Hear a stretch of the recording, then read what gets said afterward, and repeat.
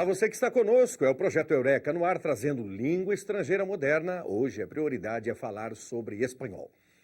A professora Ana apresentará um momento interessantíssimo, não só para você que pensa em fazer a inscrição e optar pela língua estrangeira moderna espanhol, mas também para nós todos que compreendemos a semelhança dos nossos idiomas.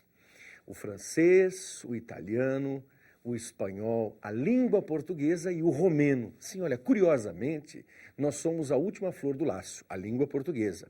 E é mais fácil, de acordo com a raiz do nosso idioma, que é semelhante à raiz espanhola também, aprender o romeno do que, por exemplo, o inglês. Isso é uma verdade. Claro que, na prática, isso não se traduz. Por que não se traduz? Porque cá para nós, dificilmente alguém sairá por aí dizendo eu sei falar romeno, a não ser que você tenha algo específico. Já falar inglês, não. É uma língua conceitual de forma universalizante. Isso é bem claro. Mas o espanhol, para nós, dá uma predominância grande nele, uma vez que nosso continente é cercado por países que falam, que tipificam a língua espanhola. E nós somos o único reduto de língua portuguesa. Então, ao nascermos juntos, ao nascermos do laço, aquela península italiana, a semelhança entre as nossas línguas é muito grande. Entender o espanhol vale a pena para contextualizar a própria compreensão do idioma nascente da língua portuguesa. E aí vamos a outro detalhe. Ao conhecer espanhol, você poderá ter o privilégio também, por exemplo, de ler Dom Quixote, através do original de Miguel de Cervantes. Isso é preciosíssimo. Num encontro oportuno, trataremos da reforma em língua portuguesa, que também já ocorreu em tantos outros idiomas, a exemplo do espanhol, porque o espanhol da Espanha não é igual ao espanhol que se fala no Paraguai, no Uruguai, na Argentina. Há uma variante nesse sentido. Bom trabalho com a professora Ana, bom encontro em língua espanhola.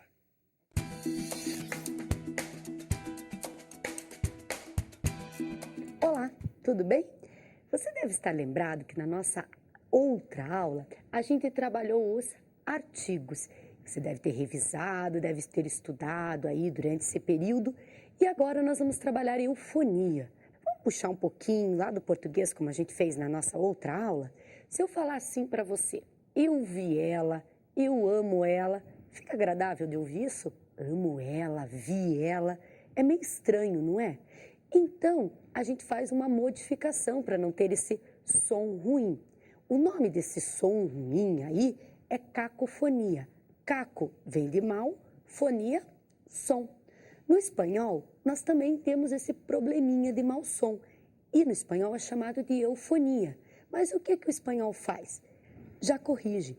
O que ele faz? Trabalha com o eu, que é bom, e fonia, que é som. Então, eles vão direto para o bom som. Então, é a mesma questão da nossa cacofonia, só que nós vamos trabalhar com eufonia. A eufonia, ela trabalha com questões gramaticais. Nós temos 3 regrinhas de eufonia. Uma relacionada com o artigo feminino, que é o nosso assunto da aula passada, e 2 relacionadas com conjunções. 2 regrinhas relacionadas com a conjunção. Uma conjunção Y e a outra a conjunção O. Conjunção Y substitui o nosso E do português e a conjunção o nosso O. Vamos por partes, então, começando com a regrinha do artigo feminino. Se eu disser assim para você, la agua es buena, isso é agradável de ouvir? Da maneira que eu falei para você, sim. Você deve ter pensado, puxa, não tem problema nenhum, la água. Mas no nosso dia a dia, a gente falaria lágua ou lágua? A gente acabaria unindo o lá com o a do água e falaria lágua, uma única palavra. Para que isso não aconteça, a gente vai mudar esse lá, esse artigo feminino, para el. Então, ficaria el agua es buena. Aí você vai dizer assim, mas sempre eu faço isso? Sempre que uma palavra começar com a, eu faço isso? Não, nós temos aí que respeitar algumas questões. Quais são as questões que eu tenho que respeitar? Água, eu vou usar água de exemplo. Água é um substantivo. Então, primeira coisa, a palavra tem que ser um substantivo. Água é feminino ou masculina? Se você reparar, é uma palavra feminina, porque a gente fala água es buena. Então, eu tenho a palavra buena que faz a concordância. Então, é uma palavra feminina. Então, olha lá, duas questões que eu já tenho. Substantivo feminino. Água, singular ou plural? Singular. Muito bem. Então, quando você tiver um substantivo feminino singular, e o detalhe muito importante, essa primeira sílaba da palavra, ela tem que ser um A ou um HA tônico. Então, ó, nós vamos ter um substantivo feminino singular começado com A ou HA tônico. Me diz, ou pensa aí, qual é a sílaba tônica de água? Muito bem, é o água. Vou te dar outra palavra, hambre. Hambre é fome. Isso, muito bem. É a sílaba tônica. Hambre. Outra palavra, ada.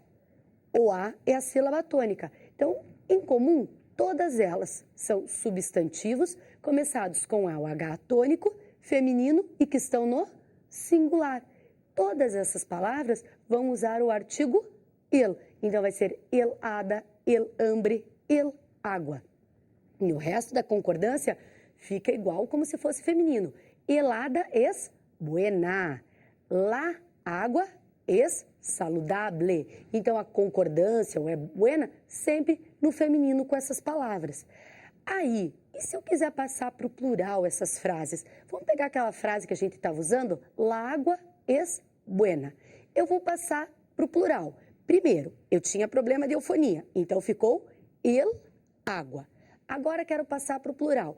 Eu posso dizer las aguas son buenas? Posso sim. Você deve reparar aí que a gente tem um S intercalando o A do lá e o A do água, né? Então tem esse S que não deixa com que os dois As fiquem juntos. Então, no plural, você vai ter las aguas son buenas. Então, vamos dar uma resumida aí na nossa regrinha. Primeiro lugar, quando eu tiver um substantivo começado com A, o H tônico, feminino singular, na frente dele eu vou usar o artigo el. Muito bem. Se esse substantivo estiver no plural, eu uso las. Eu uso o artigo plural. Viu como não é difícil? Mas nós temos duas exceçõezinhas aí que eu vou ter que chamar a atenção de você. A primeira exceção é quando você tem nomes de mulheres. Por mais que o nome comece com A ou H tônico, eu sempre vou usar o lá, o artigo feminino. Vamos pegar o nome da professora aqui de exemplo, La Ana. Então vejam, posso ter sílaba tônica, mas sempre eu vou usar artigo lá. La Ângela. Então vou usar o artigo lá também. Então, tendo nome de mulheres, sempre artigo lá. Muito bem.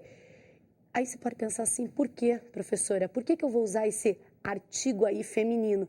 Ficaria estranho eu dizer, o Ângela veio aqui ontem, ou Ana veio aqui ontem. Então, é um artigo feminino que eu devo usar.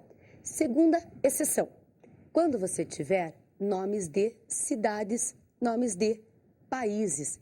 Haia. Haia é uma cidade da Holanda. Então, eu vou dizer La Haia, sempre com o artigo feminino. Então, nossas duas exceçõezinhas da eufonia do artigo feminino, elas se referem a nomes de mulheres, nomes próprios femininos e nomes de cidades, países. Viu como não é difícil? Isso é muito tranquilo da gente trabalhar? Próxima situação que a gente tem de eufonia vai ser a conjunção O. A conjunção O substitui o nosso O. Então, se eu disser assim, 7 ou 8 pessoas vieram aqui ontem.